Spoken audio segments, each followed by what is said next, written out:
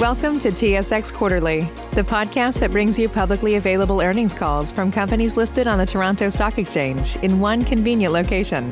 Gone are the days of looking through confusing websites. You'll find the important information right here. Enjoy the call.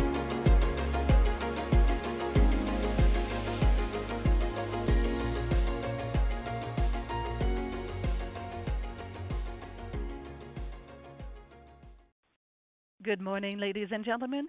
Thank you for standing by. Welcome to Innergex Renewable Energy's 2021 third quarter results conference call and webcast. Bienvenue à la conférence téléphonique et à la web-diffusion des résultats du troisième trimestre 2021 d'Innergex Énergie Renouvelable. At this time, all participants on the phone and internet are in a listen-only mode. Following the presentation, we will conduct a question-and-answer session for analysts and institutional investors, and instructions will be provided at that time for you to queue up for questions. If anyone has any difficulties hearing the conference, please press star followed by 0 for operator assistance at any time. I would also like to remind everyone that this conference call is being recorded. And I would like to turn the conference over to Karine Rashon, Senior Director Communications. Please go ahead. Thank you. Hello, everyone, and thank you for joining us today. I'd like to specify that this conference will be held in English. Members of the media are invited to ask their questions by phone after this call. A presentation supporting today's discussion is available as we speak on the homepage of our website at www.innergex.com. This call contains forward-looking statements within the meaning of applicable securities laws. Although the corporation believes that the expectations and assumptions on which forward-looking statements are based are reasonable under the current circumstances, listeners are cautioned not to rely unduly on these forward-looking statements, as no assurance can be given that it will prove to be correct. Forward-looking information contained herein is made as of the date of this call, and the corporation does not undertake any obligation to update or revise any forward-looking information, whether as a result of events or circumstances occurring after the date hereof, unless so required by law. During this call, we will refer to financial measures that are not recognized according to international financial reporting standards. Please refer to the non-IFRS measures section of the MD&A for more information. Our speakers today will be Mr. Jean-François Naud, Chief Financial Officer, who will present the Q3 results, and Mr. Michel Letellier, President and Chief Executive Officer, who will review operational highlights. And I'll turn the conference over to Mr. Naud. Thank you, Karine, and good morning, everyone. Our third quarter results posted growth over the same quarter last year. Production, revenues, and adjusted EBITDA were all up 13%. These increases can be mainly explained by the contribution of Hillcrest, which includes a $6.2 million U.S. compensation received from the EPC contractor for loss of revenues due to the delay in commissioning. Also by the consolidation of Energia Lima results since July 9, 2021, and by the commissioning of the Griffin Trail facility. These items were partly offset by lower revenues at the wind and hydro facilities in Quebec and by higher operational expenses at the Quebec wind facility. Revenues proportionate and adjusted EBITDA proportionate were up by 4% and 3% respectively. On page 8, for the 3-month period ended September 30th, 2021, the hydroelectric power segment generated $62.5 million in adjusted EBITDA, representing a 1% increase compared to the same quarter last year. This result is mainly explained by the consolidation of Energia Lima results, which includes now 3 hydro assets, namely Duqueco, Guayacan, and the recently acquired Lican facility. These factors were partly offset by the fire incident at the Cayuc Creek facility and a lower contribution from the facilities in Quebec due to lower revenues. The wind power segment generated $45.6 million in adjusted EBITDA, representing a 6% decrease compared to the same period last year. This decrease is mainly due to lower revenues and higher operating expenses at the Quebec facilities and to lower revenues at the Fort City facility. This decrease was partly offset by the commissioning of the Griffin Trail wind facility and by a higher contribution from the facilities in France. The solar power segment generated $29.8 million in adjusted EBITDA. The increase is mainly explained by the contribution of Hillcrest and by the higher contribution of the Salvador and Pampa Elvira facilities in Chile. This increase was partly offset by lower contribution from the Phoebe facility due to lower revenues. On page 9, for the quarter ended September 30th, the joint ventures and associates contributed $22.7 million to adjusted EBITDA proportionate, compared with a contribution of $29.7 million in the same quarter last year. The decrease is due mainly to the consolidation of Energia Lima's result and due to a lower contribution from the Toba Morros facility due to lower average selling prices. In addition, the proportionate production tax credit contribution decreased from $13.2 million to $10.7 million, mainly attributable to the exclusion of the results from the Flat Top and Shannon joint ventures and to lower PTCs earned at the Fort City facilities due to lower generation.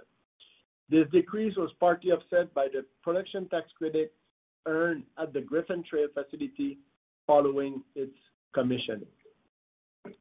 Continuing on page 10, compared to December 31st, 2020, the increase in long-term debt is related largely to the debt assumed in the Energia Lima and Lican acquisitions, the draw made toward the construction of Hillcrest and Griffin Trails projects, the corporate loans repayment, partly offset by the proceeds received from the public offering of common share and the Hydro-Québec private placement applied against the revolving credit facility.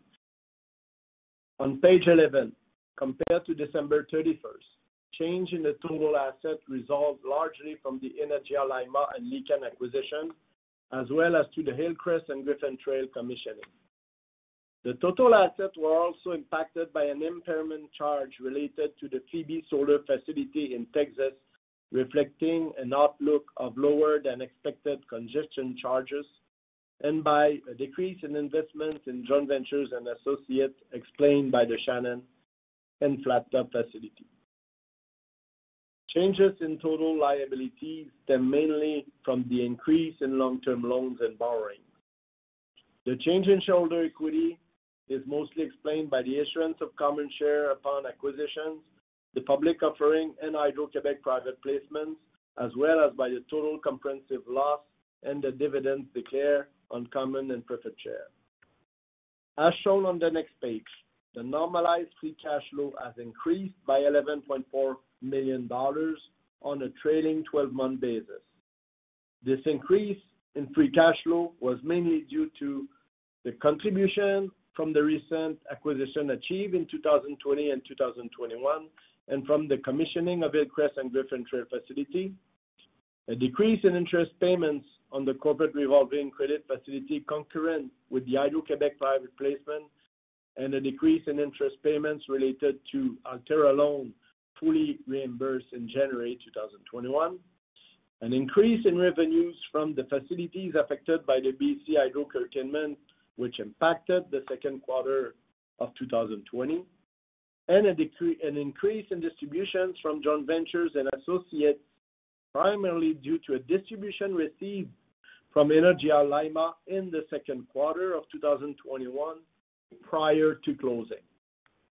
These items were partly offset by an increase in debt principal payments stemming from the Montaner and the Energia Lima acquisition, an increase in free cash flow attributed to non-controlling interest stemming mainly from the Montaner acquisition, and a decrease in cash flow from the Phoebe facility due to an unfavorable basis differential this period compared to the same period last year.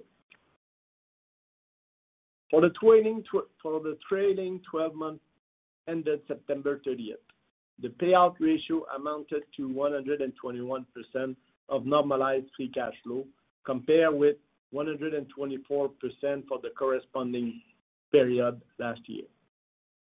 As you already know, on September 3rd, 2021, Innergex has completed a $201 million bought deal equity financing and a private placement of $50 million with Hydro-Québec to maintain its 19.9% ownership position.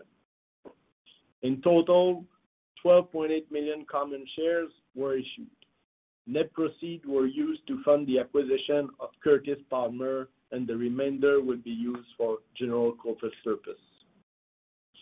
Before I conclude, I would like to add that the 2021 projections were revised to take into consideration the below-average water flows, wind regime, and solar irradiation in most regions since the beginning of the year, and the exclusion of the results from the Flat Top and Shannon joint ventures.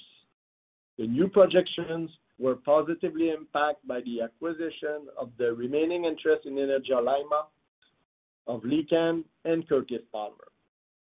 We now expect our revenues and adjusted EBITDA to grow by 10% and adjusted EBITDA proportionate by 2% instead of 12% growth for all measures as previously disclosed.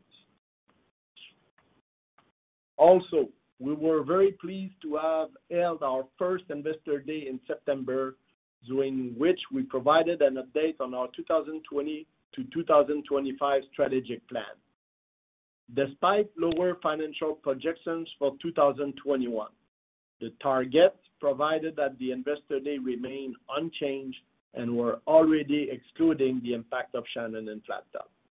On that note, I will give the floor to Michel for the operational review of the past quarter. Michel.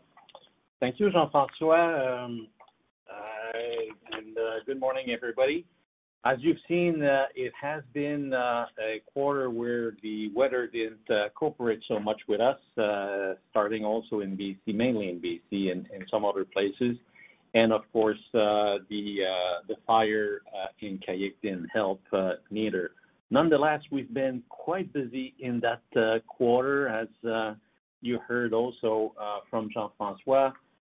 We've been busy in completing acquisition and working also on our development and construction. So not so happy with the quarter result, but there's something we cannot do. Weather is not something we can control. Just to give you a heads up, and I know the question will come later on, but the beginning of October and November looks much better, being the bigger contributor are BC. BC is doing very strong October and November, and also very strong wind in the U.S. So far, the quarter is online on our long-term average. The fourth quarter should be, well, still a month and a half to go, but it's starting on a good foot. To come back to the initiative that we have done during the quarter, the growth and development initiative, I'm on page 15. Innergex has acquired the remaining interest of Energia Lima, as Jean-François said. It's part of our strategy, and then concurrently we did announce also a smaller acquisition of a 18 megawatt Licán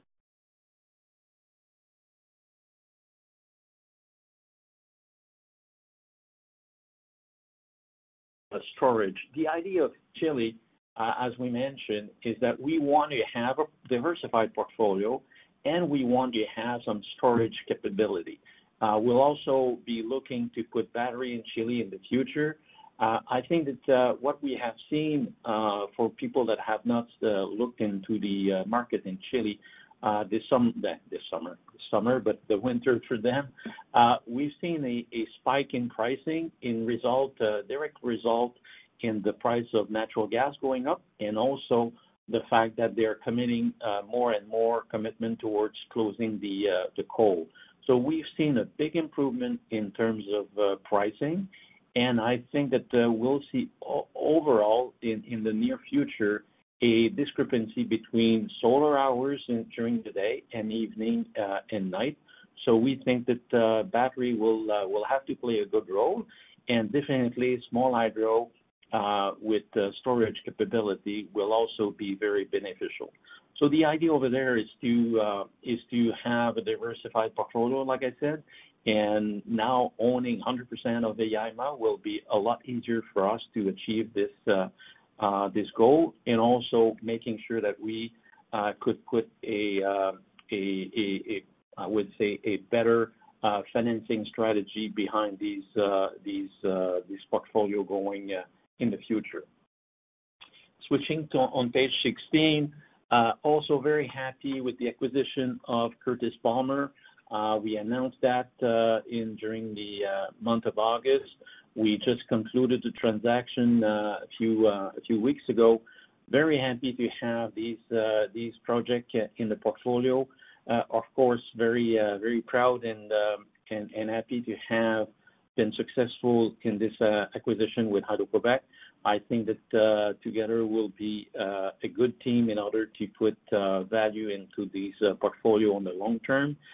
In the meantime, we're seeing very good cash on cash from this acquisition, given the fact that they still have some PPA remaining in these two assets. So the idea, as you know, for our M&A is to focus more on the early cash on cash. Of course, we want to have long-term value associated also with these acquisitions. But if we can find acquisition that also contribute on our cash on cash for the next few years, as you know, this is part of our strategy to help our payout ratio while we're still developing and creating value in the prospective and development activities. Talking about development activities, very happy also to conclude the commissioning of Griffin Trail. That project was I guess put on a fast track last year when we saw the opportunity to apply for the PTC extension rule. So very happy to have been able to conclude the development and the construction in time and in a little bit under budget on that one. As Jean-François alluded, this was a good contributor during the quarter. We're happy to see a little bit firm, better pricing in Texas also. And we don't have a power hedge on this thing. It's the production is exposed to merchant, as Jean-François mentioned. But remember that we have also a PTC in these projects, and the PTC are fully indexed for the next 20 years. They're representing at roughly $25 per megawatt hour. So it's roughly half of the revenue or the financial contribution to these assets. So it's not fair to talk about a project in Texas with PTC being fully merchant. We have, like I said, at least 50% of our revenue are based on PTC and potentially also REC sale on the long term. Continuing also on the activities, construction on Tonnerre and Innergex are progressing well. Innergex construction was advancing well. Mind you that COVID and shortage of skilled worker have put a little bit of pressure on many construction sites in Quebec, especially the ones that are far away like Innergex. But nonetheless, construction has advanced very well. We're still confident to reach the COD in Q4 next year. Tonnerre, a little bit the same thing, a little bit of logistic to have all the equipment being delivered to the site.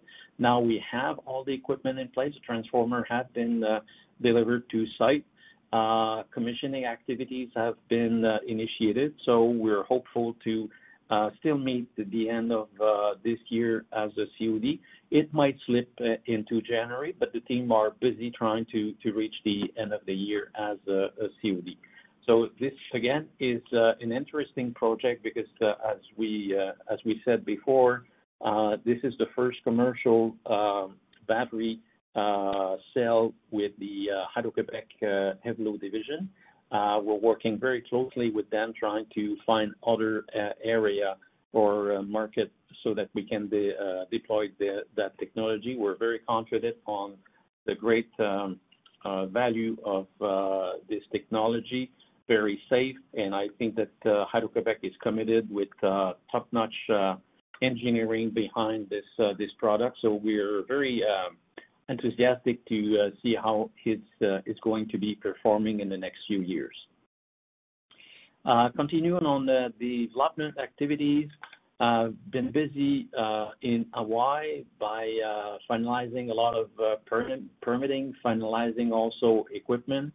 I know that the buzzword in our industry right now is how much inflation are we facing in our construction costs and also indirectly the logistic to deliver equipment. It's a challenge like everybody in our industry are facing, but we were lucky to have been very proactive in negotiating in advance. The battery with Tesla, the best system has been negotiated a few years, well, not a few years, but before.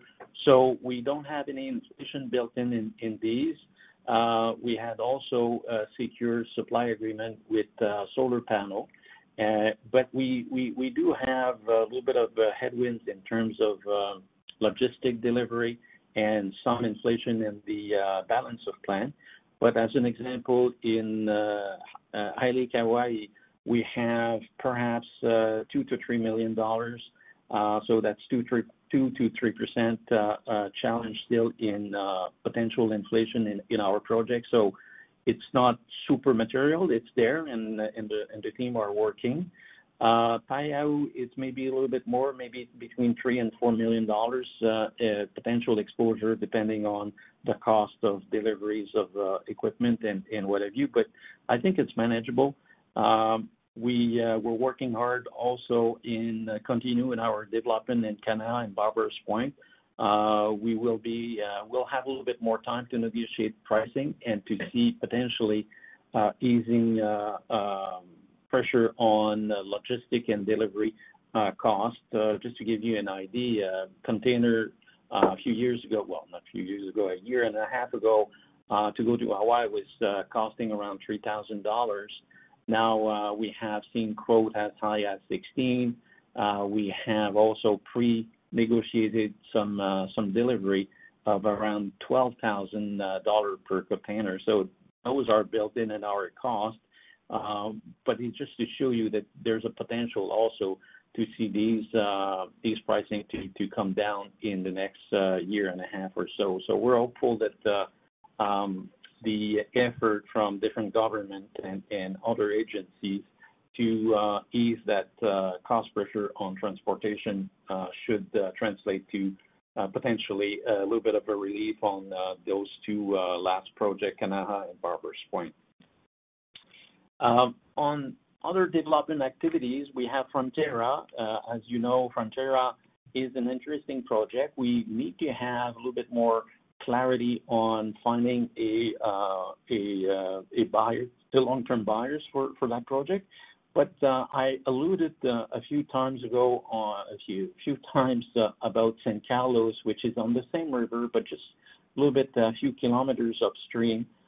We like San Carlos a little bit better. The cost to build San Carlos is lower in terms of megawatt power produced, and San Carlos will have also the capacity to basically store 4 to 5 hours of energy. And that project storage could benefit Frontera. So we're working also in advancing San Carlos permitting in the meantime. And like I said, looking forward to potentially find a off-taker for both projects, which then would, I would say, give us the opportunity to have a good financing and start construction. Rakua is a very small 3 megawatt in Chile. We did put that there. It's just that we're going to take advantage of the existing infrastructure in Duqueco. There's a second dams that are releasing water into the river, and we're going to take advantage of that released water at the bottom of the existing dam. So it's not a big project, but it's a profitable one and an interesting a small addition to the Duqueco facility. First, also Lasnay 9 megawatt France, we only own 25% of that project, but nonetheless, it's going to be a very interesting project. We're going to be going forward with that one into potentially construction next year. So still waiting for interconnection service agreement, but hopefully we'll have the opportunity to start that construction sooner than later. Going a little bit fast on prospective projects. As you know, we're working hard towards developing more projects in United States, France, and South America. Canada is also right now, or Quebec is come back to I would say, an active market with the RFP in Quebec for wind. It's a 300 megawatt RFP for wind, but also Hydro-Quebec has said or released their forecast for 2030, and it's encouraging.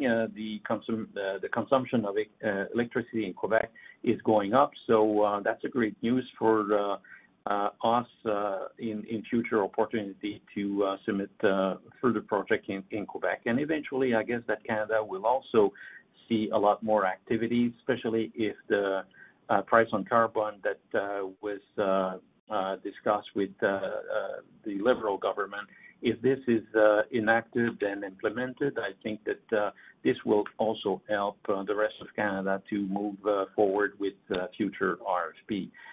But our main market right now for growth is France and the United States.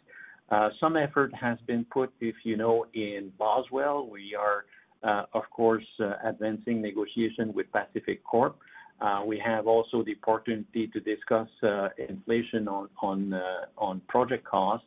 So it's a good thing that the PPA were not completely finalized. So we will have some opportunity to discuss with Pacific Corp.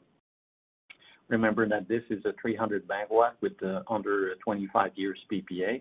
We also have Palomino. As you know, it's a 200 megawatt solar project in Ohio that is advancing well.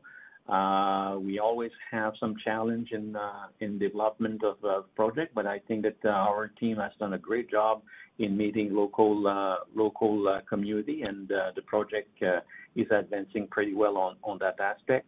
We still have to finalize the interconnection activities, and we have also opportunity to discuss with our two off-taker the potential inflation in pricing.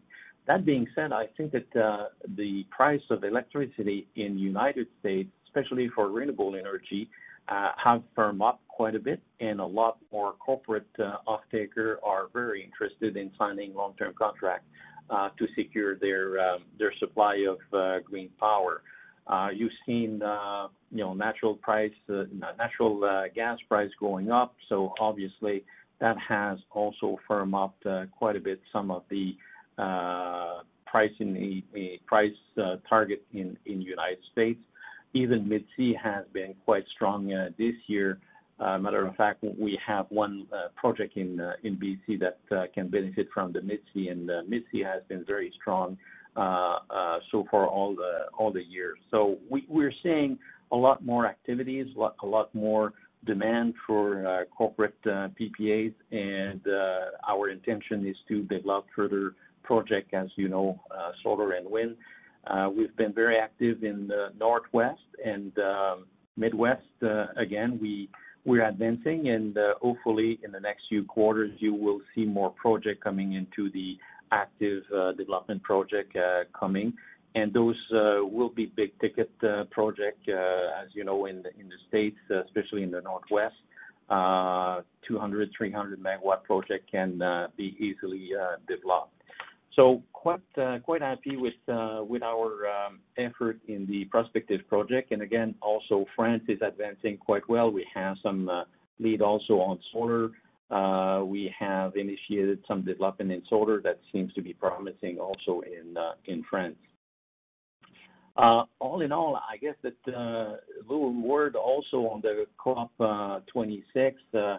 We've seen a lot of articles lately, in the last couple of weeks. A lot of attention has been put on initiatives around the world to curb the global warming. So I'm very pleased to see that a lot of articles and a lot of attention are now being put in front of the public, and a lot of financial institutions also have been committing more focused on ESG. Well,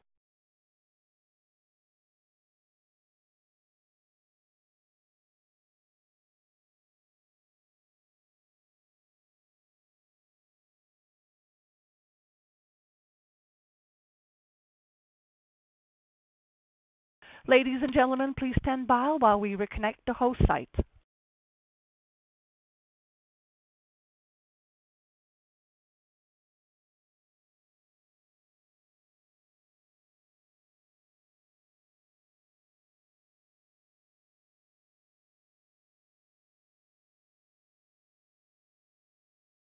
Once again, ladies and gentlemen, please do not disconnect while we reconnect the host site.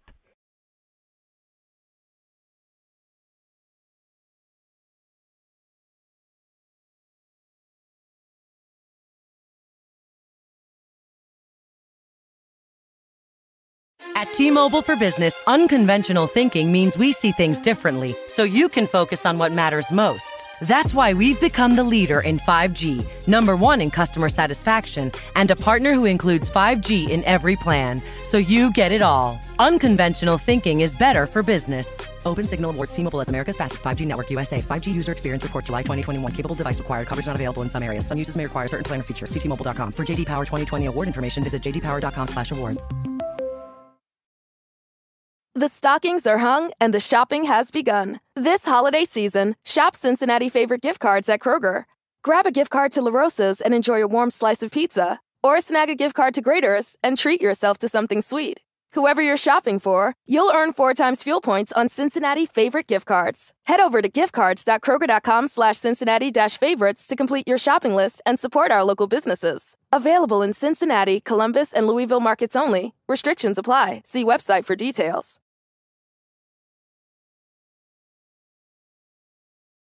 so we're back. Please go ahead. Okay, I'm sorry. We had any communication issues.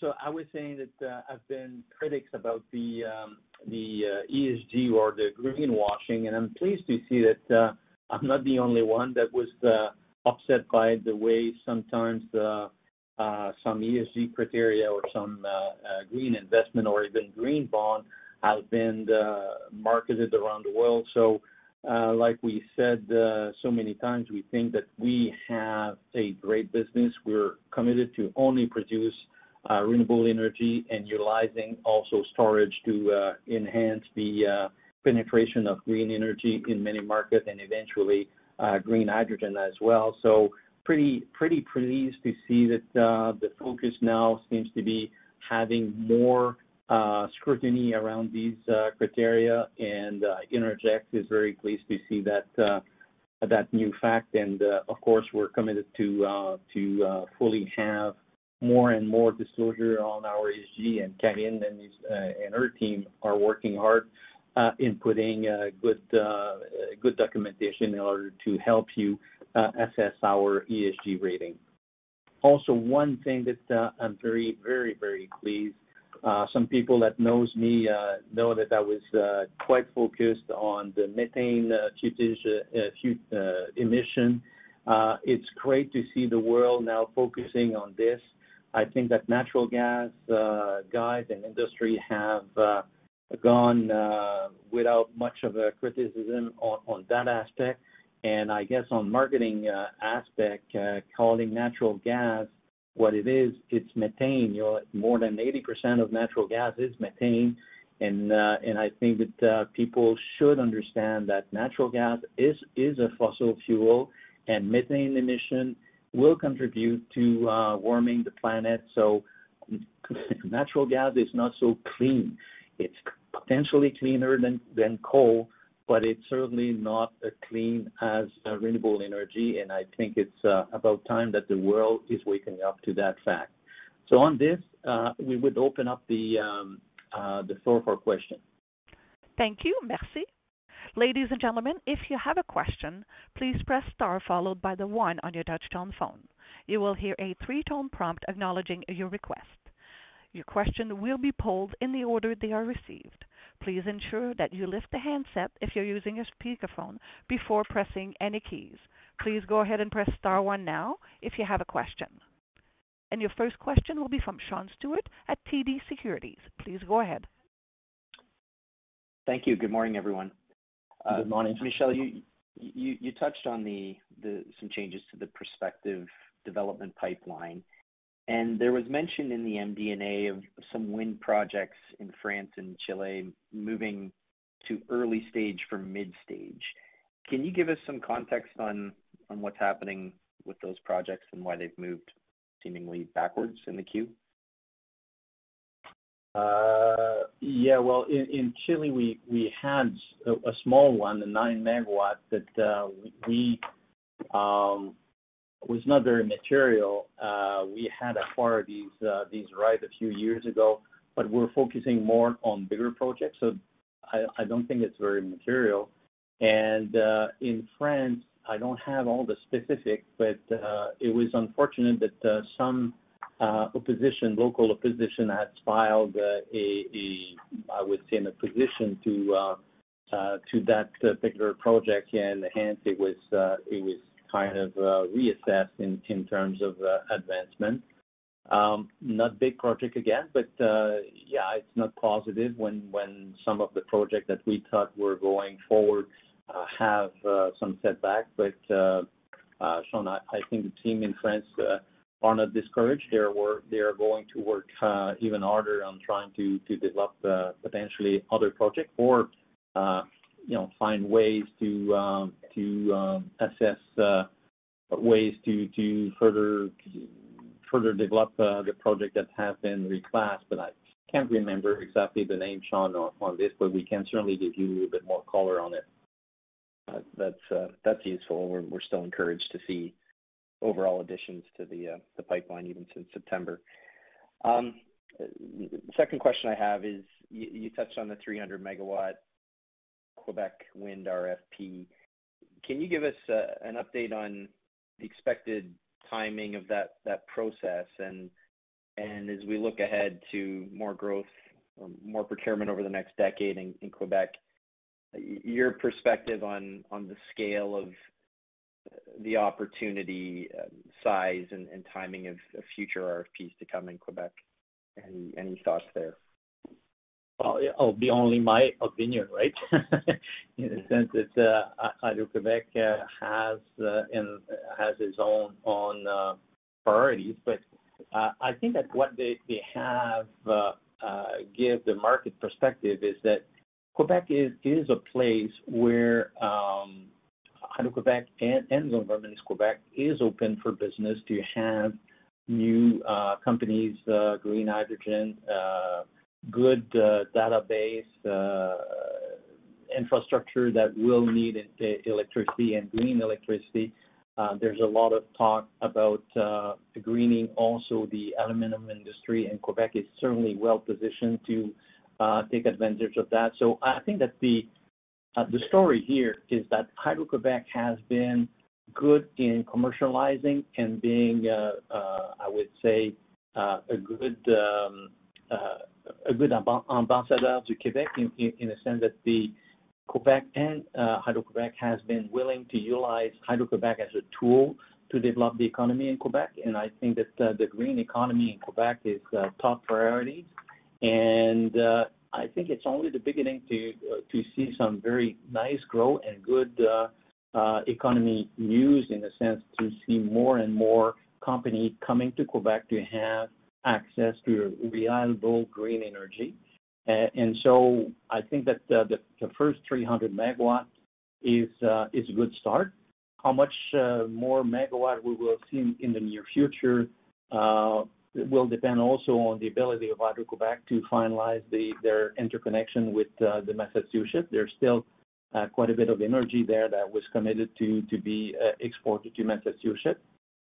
But nonetheless, I think that the fundamental of seeing Hydro-Québec being on the forefront of welcoming industry that needs green energy, I think is paramount, and we'll see some good news announcement in the next few years. I'm quite positive about that.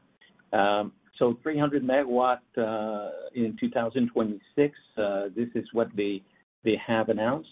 Hydro-Québec is going to give all the detail later this year or beginning of January, and I would be expecting a bid due probably at this time next year or first quarter of 2023 for being able for us to complete the development period and be able to put these projects in 2026.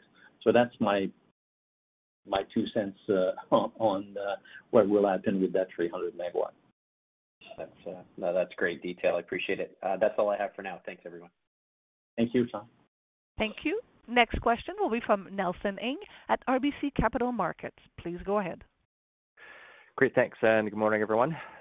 I just want to start with a few questions on Hillcrest Solar. So I think the budget has been kind of creeping up in the last 2 quarters. Can you just give a bit of color as to what's causing the cost increase and delay? Well, it's finalized now.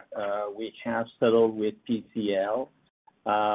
It was, just want to be politically correct here, but I think that this project, unfortunately, didn't receive from the PCL part the 18 that we were expecting to receive, and a lot of people have worked. If you remember, we mentioned that at the height of the job, we had more than 900 people working on site, a lot of rotation, and unfortunately, not necessarily skilled workers were selected, and that has brought a lot of repairs that had to be done during summertime.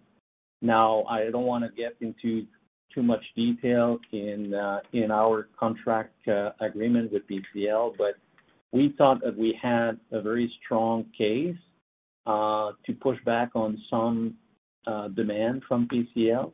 On the other end, we wanted to close this project. As you know, tax equity is committed to this project, and we wanted to close tax equity, and we wanted to finalize all the agreement as soon as possible. So we think that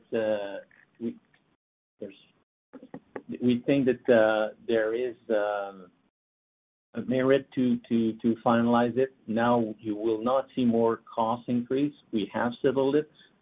What we have put in the MD&A is the final numbers. Through those numbers, as Jean-François said, we also were compensated for some liquidated damage in terms of delay. So no more costs will be seen in Hillcrest. It's done. Project finance will be repaid. The closure or the financial closure for tax equity is scheduled before the end of November. So I would say the cost and the potential delay on financial close are now behind us.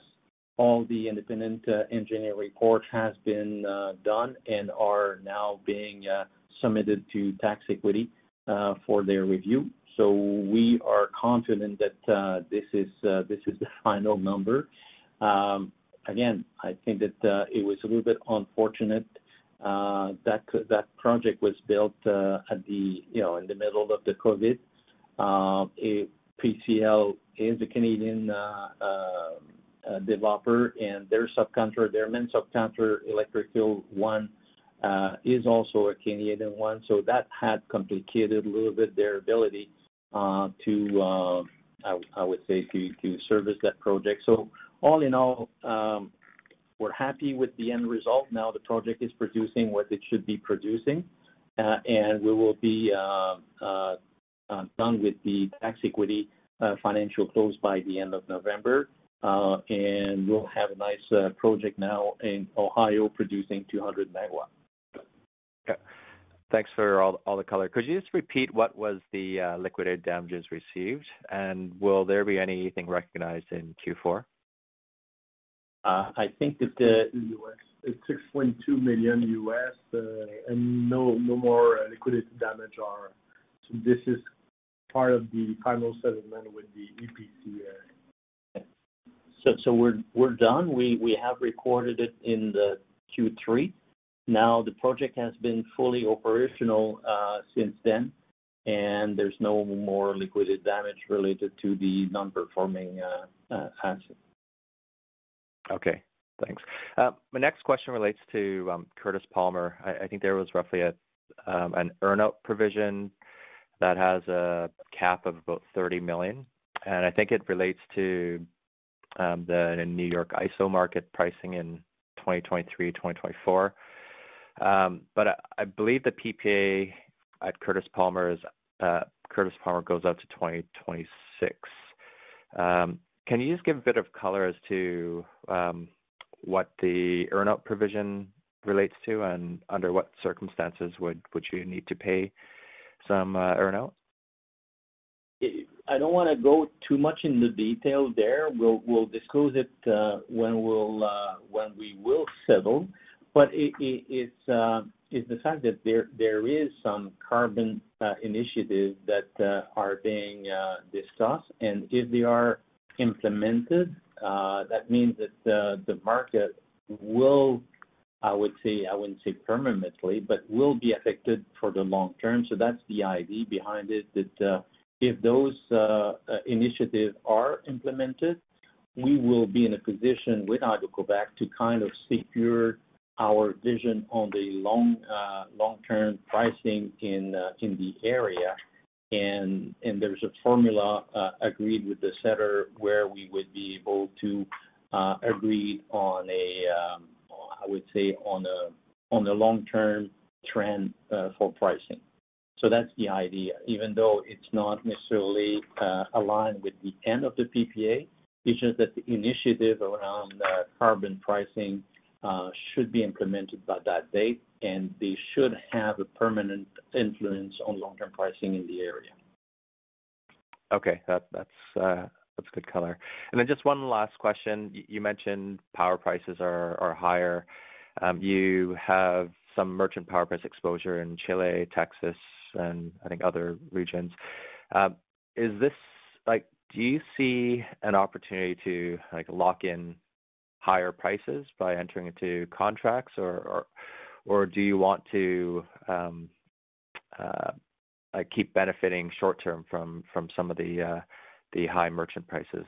You did mention that you want to add batteries in Chile, and obviously that would give you some flexibility to take advantage of price differences during the day. But can you just comment on whether this is a good environment to lock in prices?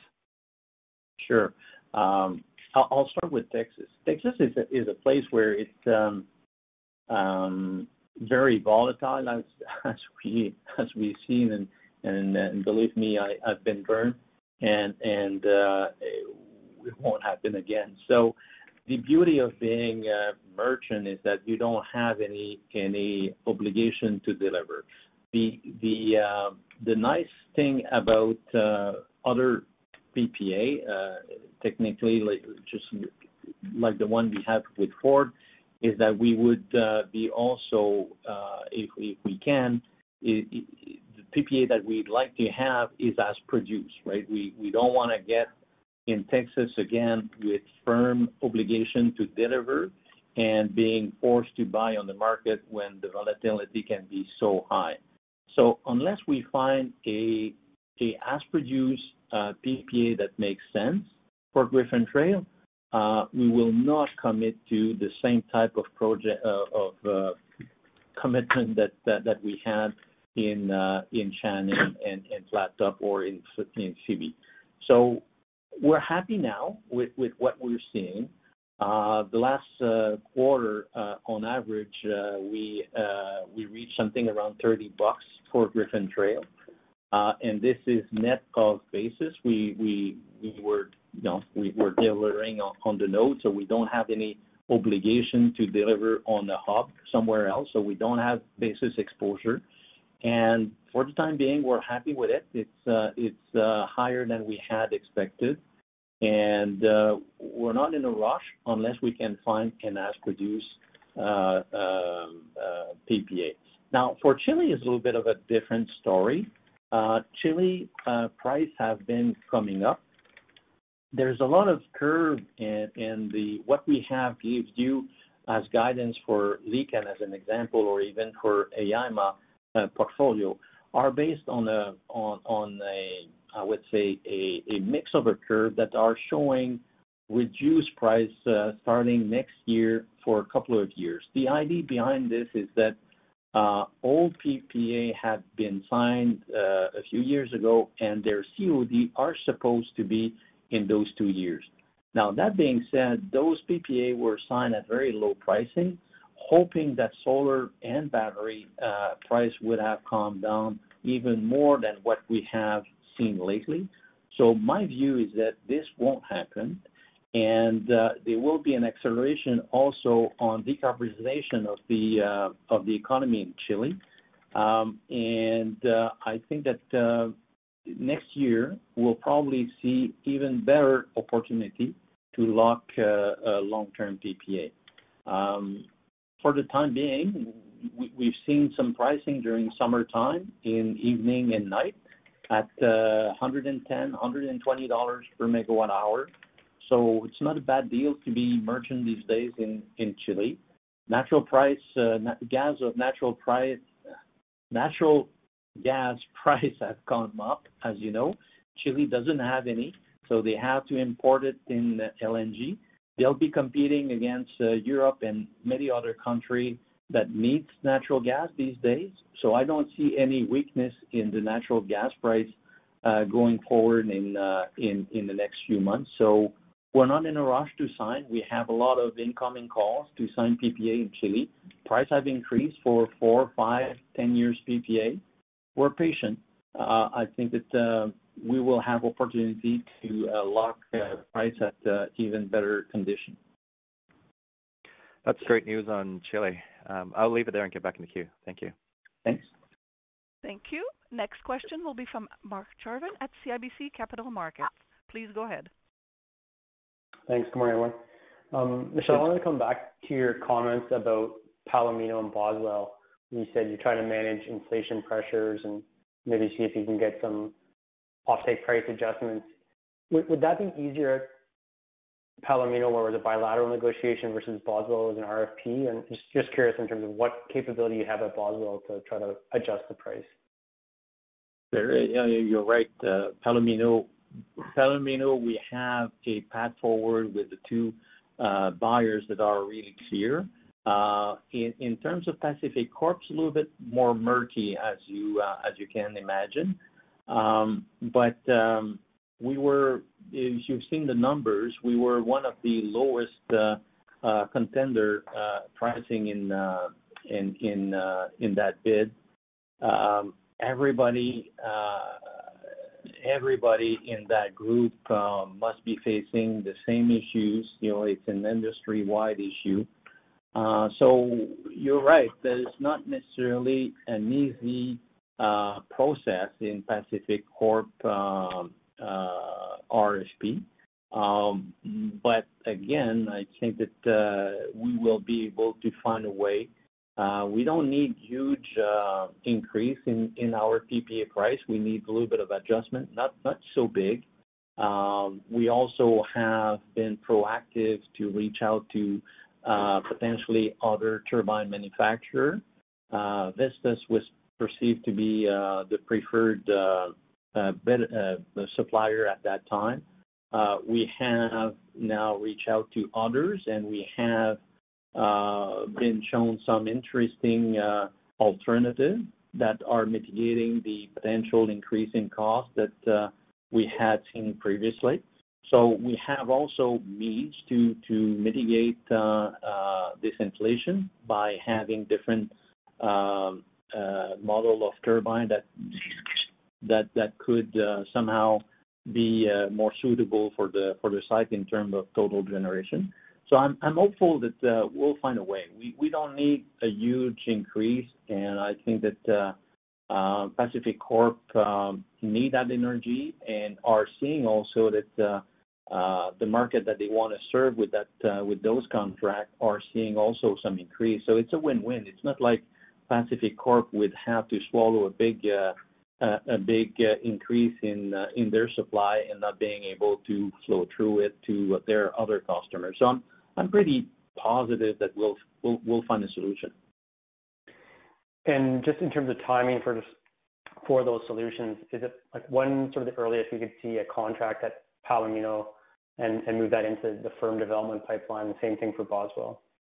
Well, we have two major customers signed for Palomino.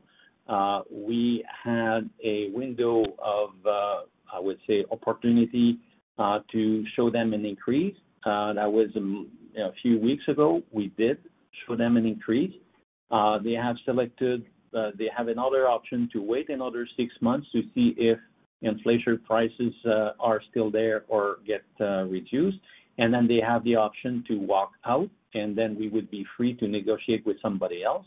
But to be really frank, their option will not be better. I mean, the price of corporate PPA have gone up, and that's a fact. And it's not only us trying to be opportunistic here. I think the whole industry is seeing some inflation, and the interest rate has gone up. So the cost to produce electricity has gone up as well. So I don't think that and we're fair, we're open book. So I think we'll find a way there too to continue and make the adjustment that makes both parties happy. And so just based on those comments, clarity and sort of the green light to proceed on those would probably not happen until mid or late next year. Well, for us, Palomino is a green light. I mean, we will find it. There is plenty of corporate off-taker in that area. So for us, it's only getting the permits finalized. Makes sense. And then just coming back to M&A, you made the comments, and you had for a while now, that cash-on-cash yield is important, but also sort of value maximization. With the big accretion that came with Curtis Palmer, does that change at all the types of deals you're looking? Maybe a little less focus on high cash or cash-on-cash accretion, more about an IRR maximization, and maybe a little lower accretion, or just sort of updated thoughts in terms of M&A, I guess, the deal flow you're seeing, and just sort of priorities in terms of what you're looking for on an operating asset right now?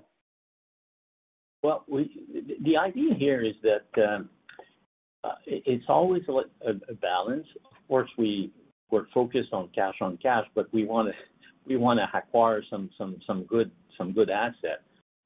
We don't want to only have the cash on cash in our goal to acquire asset. But I think that it's still a good proposal if we can acquire existing assets that are generating cash on cash, so that give us more flexibility for us to continue investing in our pipeline of development. As you know, development pipeline can take 2, 3, 4 years to develop. Some area are faster than others, but obviously putting money up front with these projects are putting a little bit of pressure on our payout ratio.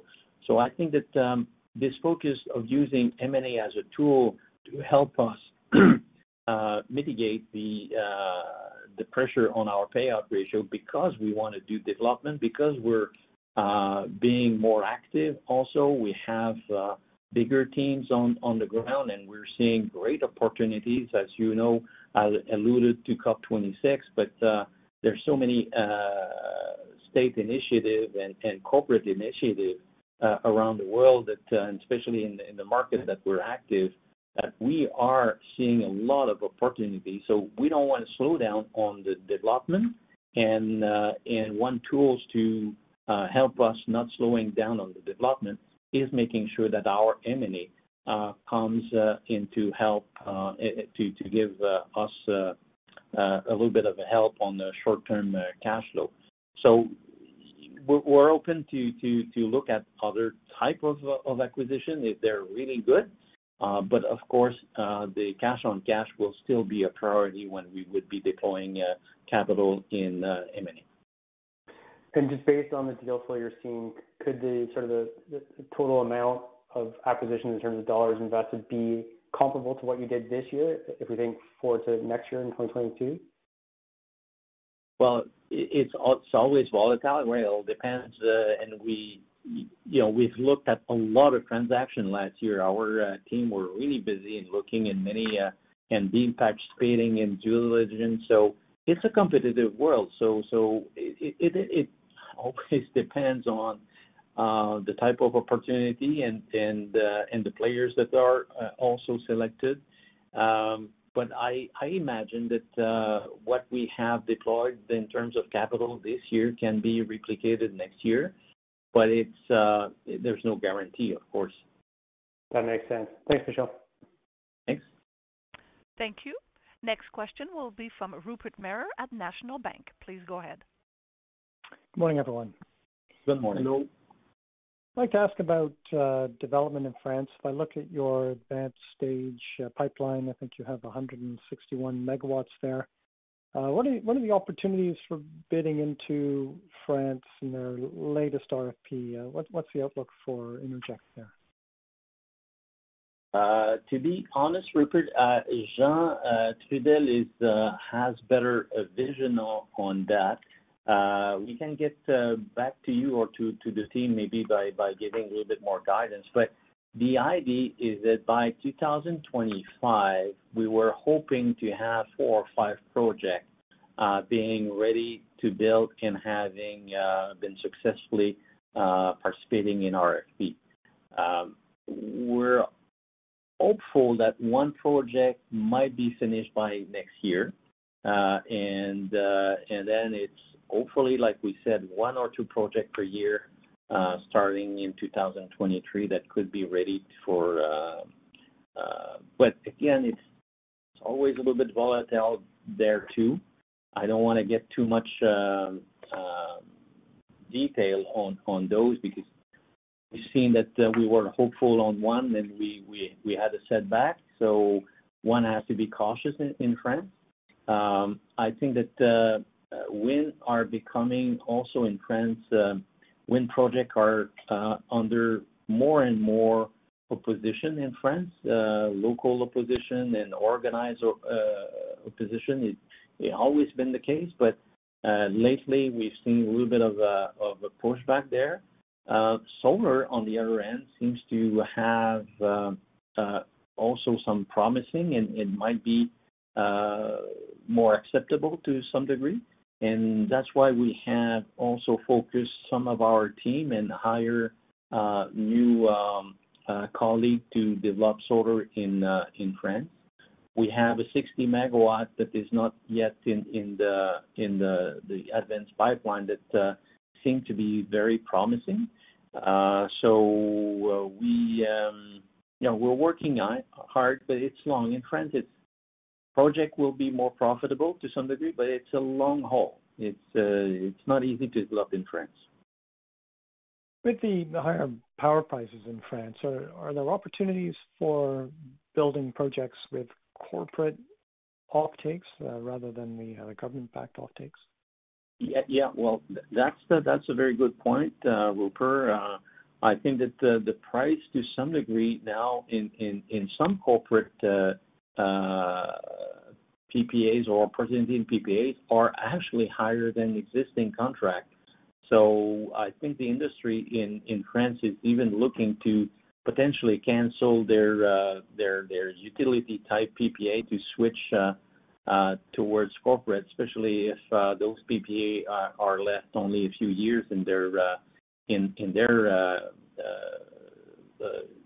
contract. So I don't know how long it will last, but right now there's a very strong corporate PPA demand, definitely. So looking at that opportunity for corporate offtakes in France and in the U.S., how do you go about sourcing corporate buyers in your target markets? What does that business development function look like within Innergex today, and maybe how might it evolve over the next few years? Well, right now we have two individuals that have full-time job is to just engage and look into RFP. We have also two person in Chile doing that. So this is definitely I would say an area where we will have to have more skilled people in the field. So right now we have a small department, but this is going to grow in the future. Of course, a lot of the business development folks have contacts with, some corporation and what have you. So it's a team effort, but one has to be dedicated also to be on the lookout for all and every small RFP.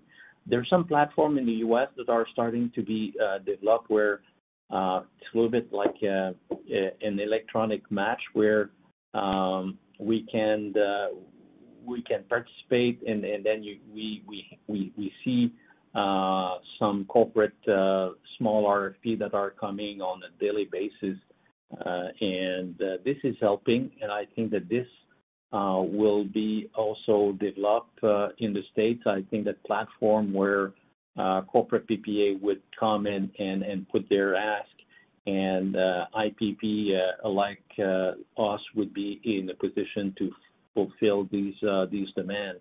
I think that this will become a trend in the U.S. We will see some broker like platform being developed so that this match of between customer and producer will become easier and easier in the future. Great, thanks for the color. I'll leave it there. Thank you. Thank you. Ladies and gentlemen, if there are any additional questions at this time, please press star followed by the 1. As a reminder, if you're using a speakerphone, please lift the handset before pressing the keys. And your next question will be from Andrew Kuske at Credit Suisse. Please go ahead. Thanks. Good morning. I think the question is probably starting off with Jean-François, and it really relates to just something inherent in this business where you have variability of production because the sun doesn't shine as much or it shines more than you expected. I guess, how do you think about, from a financial standpoint, dealing with the deviations from LTA? How do you forecast it? How quickly do you adjust your internal forecasts? It was very clear on this call that your longer term forecasts, everything's intact, and admittedly this is just like one quarter blip. But how fast and how dynamic are you with changing things and just addressing, and fundamentally, how do you think about just your production levels on a longer term basis? Well, I'll answer quick, and I'm sure Michel, you want to take this one. So we never had change our LTA view on our project historically. That has been perceived that the weather generation has some standard variation quarter over quarter, year over year. So historically, if you look at our investor deck, we present the last 5 and 10 years. It's unfortunate that recently the weather was not on our side, but we normally hit close to 98 and 99% of our LTA over the last 5 to 10 years. So, but the most recent years has been not good, and we thought that the diversification, Michel, of jurisdiction and resource type would help and support to be closer than 100%, but we never did change. So when we forecast, we typically like to see our asset that the next quarter will be at 100%. Very difficult to predict, but Michel, I'm sure you have a lot to say on this. Well, it's funny because we had our audit and board yesterday. The board was yesterday, and of course the board members are also asking this same question with climate change. Are we going to be affected? And then Innergex has initiated a review a few years ago. We're serious about this. We want to understand what's going on. I think that Innergex has been known to be fairly conservative in establishing long-term forecasts. Lately, we have been challenged in a few ways, in a few areas. There's been a few projects that were not producing to the standard that we had hoped. Shannon being one. I think that it's a matter of being conservative in the first place. Hydro, we've looked at BC, we've looked at Quebec, and we definitely looked at Curtis Palmer. Our conclusion is that on a yearly basis, BC, Quebec, and New York will benefit from, I would say, climate change to some degree, meaning that winter should be warmer and we should be receiving a little bit more rain during winter time, so hence less huge amount of snow accumulated during winter time. Remember that for us, we're run of the river, so if we have a lot of snow and that snow melts fast, it's not good for us. For bigger hydro reservoir, they can mitigate this by being proactively managing their reservoir and capturing the spring runoff. But for us, since we're run of the river, having a earlier spring and a later winter coming, that means that total generation should be going up. Now, the other aspect is that we will see drier and drier summertime.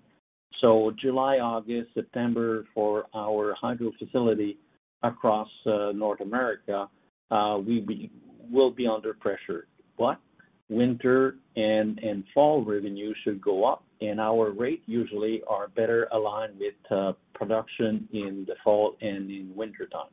So on that aspect, I'm pretty comfortable. Now, wind is a little bit more tricky, a little bit more difficult to have clear answer where the wind will go. If we remember all a few years ago, France were seeing or experiencing quite drastic low production, and then things came back to a little bit more normal aspects. So it's a little bit hard, even with short cycle, to think that long-term forecasts will be affected. But it's something that we are always looking, and whenever we're making an acquisition, we're taking that in consideration, and we're hoping by acquiring new facility in different area, we will eventually also mitigate any future climate change influence on our long-term forecast. But it's something that we have on our top priority. Yeah, and then Drew, in terms of long-term planning and strategic plan forecast, of course we do sensitivities on those, and we plan accordingly, and I put some dollar buffer in order to be covered in any case we don't hit the 100%. But again, well answered, Michel. I appreciate the robust answer, and maybe just an extension, and this is one of the mitigating factors on renewables. When you think about the use of batteries as it relates to solar, I guess what we started to see is a greater bifurcation on some of the solar offerings in the market, where some utilities want to do solar within rate base and have batteries associated with it, and then PPAs they put into the market are really solar only with no battery element. How do you think Innergex sort of fits into that mix at this stage of time? Well, Innergex I would say that if we have a good price for our solar on a PPA basis, we're fine. But the challenge that sometimes corporate or smaller corporate would need some kind of a capacity or 24 hours energy contract. And this is where it's becoming a little bit more tricky if you want to serve one customer with one asset. Battery can help, but the battery can do so much for extending solar hours up to perhaps the evening.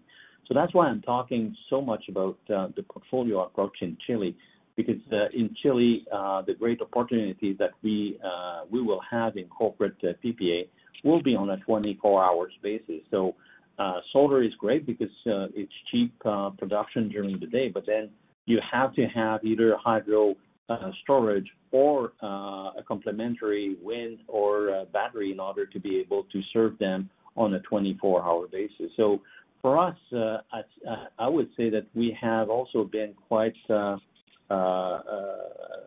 proactive in looking into Hawaii, because Hawaii is a great opportunity for us, of course, to have long-term PPA, but it was also seen as an opportunity to really understand how to build and how to manage the relationship with the utility, having solar and battery components. So I think that those are not big projects, but they're making us work hard.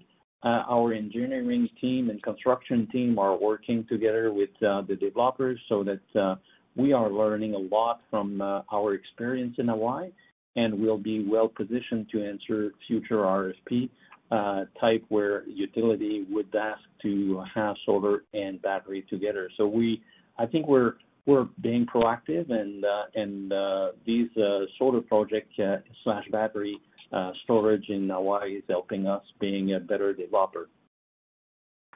Thank you. Thank you. Next question will be from Naji Baydoun at iA Capital Markets. Please go ahead. Hi, good morning. Just wanted to follow up on the last point on Hawaii. I think there was a competitor that actually decided to abandon a project in Hawaii, citing interconnection costs and supply chain issues. I'm just wondering if you can talk about how you think that might impact your projects, and if you would still want to participate in future RFPs in the state. That's a good question. I've read about that article. It's hard for me to comment on their prerogative and why they have decided to walk away from their PPA. The only thing I can reinforce is the fact that we were really proactive when we did bid to have a commitment price with Tesla when we bid. So we had the advantage of securing this. Some developers in the past have been more aggressive in hoping that battery price would go down. That's what I alluded also in Chile. Some developer, especially in Chile, the price of walking out from a project was very low, so they saw that as an option, and they were betting that both the solar panel price and battery price would have gone even further down than what we have experienced. So I don't know about the strategy of that particular I think it's NG and the article you're referring to. So I have no idea what were their strategy behind their bid, and if they had secured their battery supply at the time of the bid, but we did. So yes, we are suffering a little bit in terms of delivery for other component and what have you, but the main cost was the battery component, and we had secured it when we did the bid. To be honest, it's true that we are suffering a little bit on Hawaii. I mentioned it early on, but we still think that the project are valid, and again, also we're learning a lot in these projects, and I think that a big portion of our growth in the future as an intermittent power producer will be our ability to be able to propose to customer a mix of source of green energy and storage. So we're still committed to develop these projects in Hawaii. The team has done a great job. Also, Hawaii is a tough place to develop as well. We've talked about France. Hawaii is a place also where the opposition have a lot of rights and a lot of opportunity to oppose projects, and that is not helping developer to meet the scheduled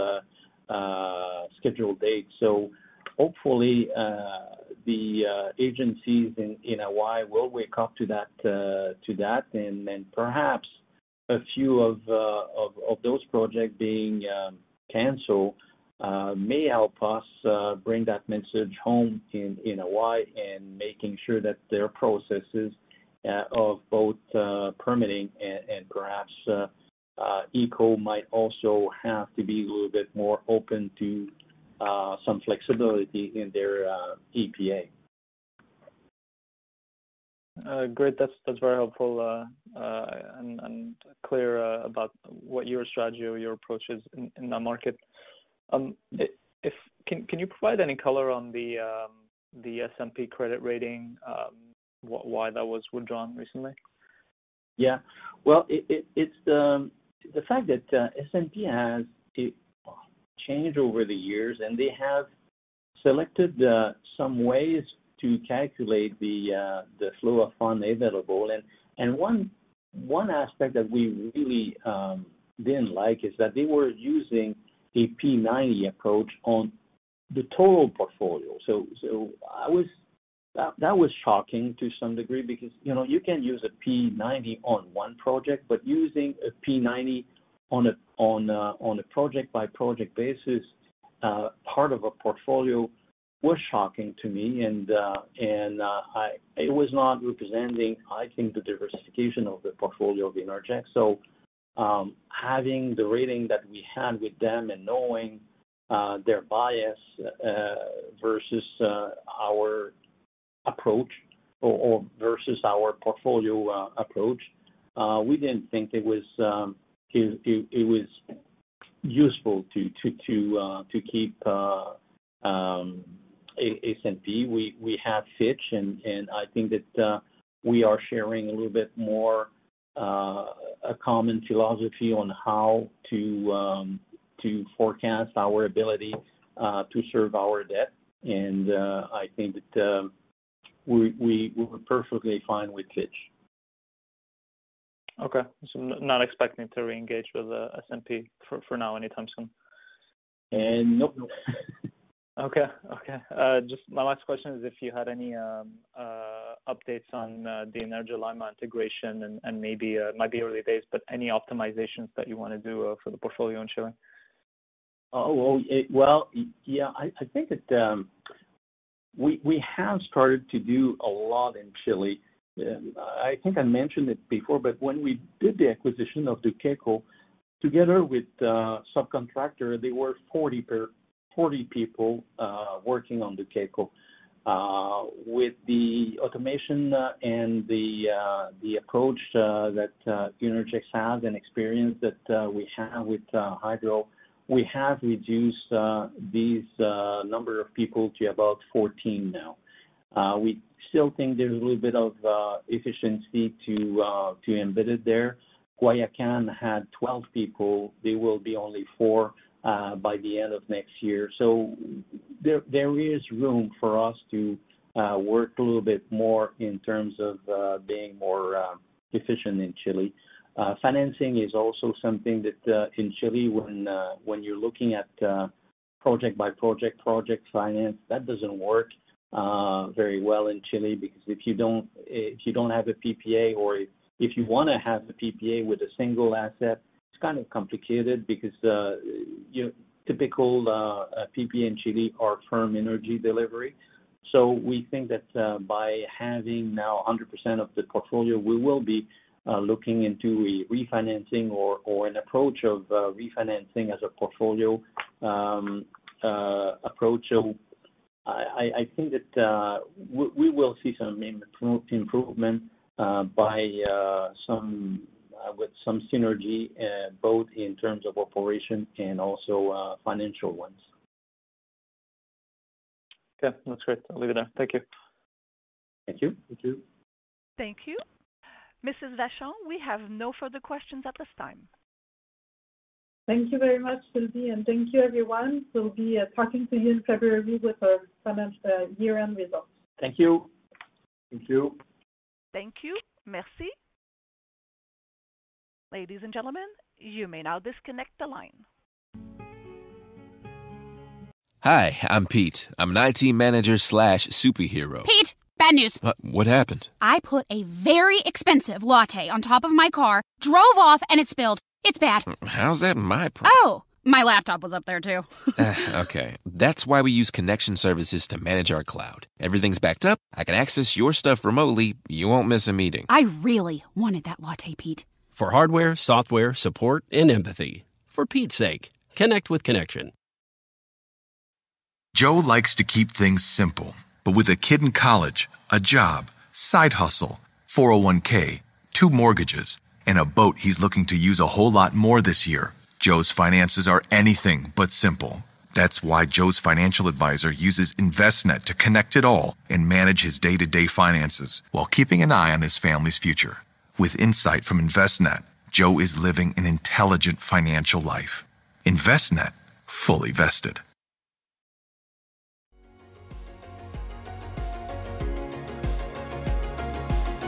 Thank you for listening to TSX Quarterly. If you enjoyed the cast, remember to leave a good rating. And remember, for any additional inquiries, please consult the company's investor relations section on their website. See you next time.